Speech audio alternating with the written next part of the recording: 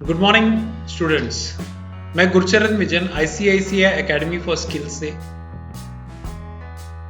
आज का हमारा टॉपिक है एक्सपांशन वाल्व्स।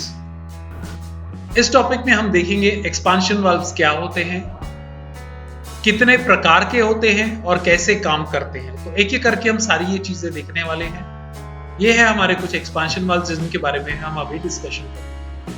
तो सबसे पहले जानते हैं एक्सपांशन वाल्व क्या होता है। सबसे पहले एक्सपांशन वाल्व की जरूरत सिस्टम में इसीलिए पड़ती है कि मेरे कंडेंसर्स के अंदर से high temperature high pressure liquid refrigerant आता है, उसको लो टेम्परेचर लो प्रेशर बनाने के लिए, जिसकी कारण वो सिस्टम के अंदर रीसर्कुलेट हो सके, इसका इस्तेमाल किया जाता है। अब ये कैसे होता है?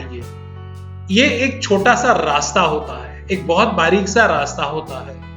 अब इतना बारीक होता है तो इसके अंदर से ये high temperature high pressure liquid refrigerant थोड़ा थोड़ा करके पास होता है। जब थोड़ा थोड़ा करके पास होता है और आगे जब पहुंचता है तो आगे का एरिया बड़ा होने के कारण उसका प्रेशर ड्रॉप हो जाता है, और जब प्रेशर ड्रॉप होता है तो उसका टेम्परेचर भी ड्रॉप हो जाता है, और जब टेम्परेचर ड्रॉप होता है तो वो एक बारी low temperature low pressure liquid refrigerant बन जाता है, और ये low temperature low pressure liquid refrigerant एक बार फिर इवापोरेटर में पहुंच जाता है और वहां की गर्मी खींचने का काम करता है। इसको समझाने के लिए ये कैसे काम करता है मैं आपको एक एक एग्जांपल के जरिए समझाता हूं। एक्सपांशन वाल्व और कुछ नहीं है, एक रेजिस्टेंस है।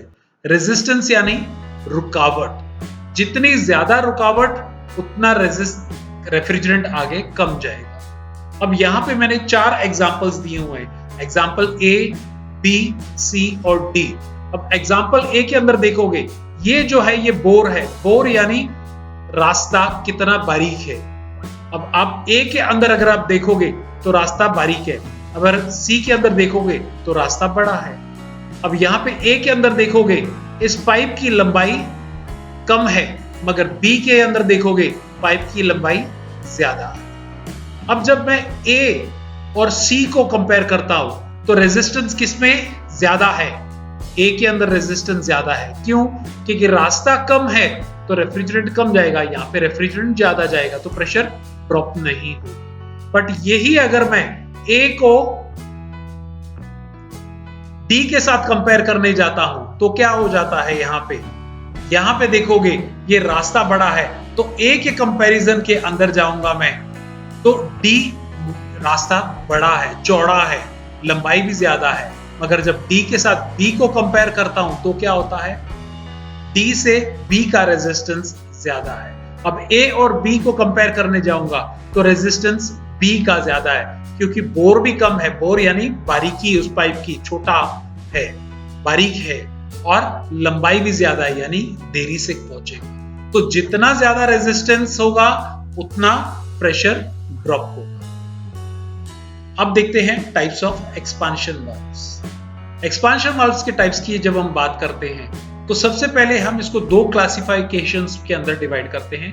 पहला है जिसको हम बोलते हैं कांस्टेंट लोड। कांस्टेंट लोड यानी जहां पे लोड बढ़े या कम हो, हीट लोड ज्यादा हो या हीट लोड कम हो, वो उतना ही रेफ्रिजरेंट पास करता है। उसको वो टाइप है कैपिलरी ट्यूब। और दूसरे हैं वो है वेरिएबल लोड, यानी कि लोड के हिसाब से चेंजेस आती है, वो है automatic expansion valve, thermostatic expansion valve, electronic expansion valve, high side float valve और लो साइड फ्लोट वाल्व। तो ये सारे के सारे एक्सपांशन वाल्व हम एक एक करके देखेंगे। अब इस पीपीटी में हमने क्या देखा है? सबसे पहले हमने देखा है एक्सपांशन वाल्व क्या होता है, कैसे काम करता है और उनके प्रकार क्या है। Thank you.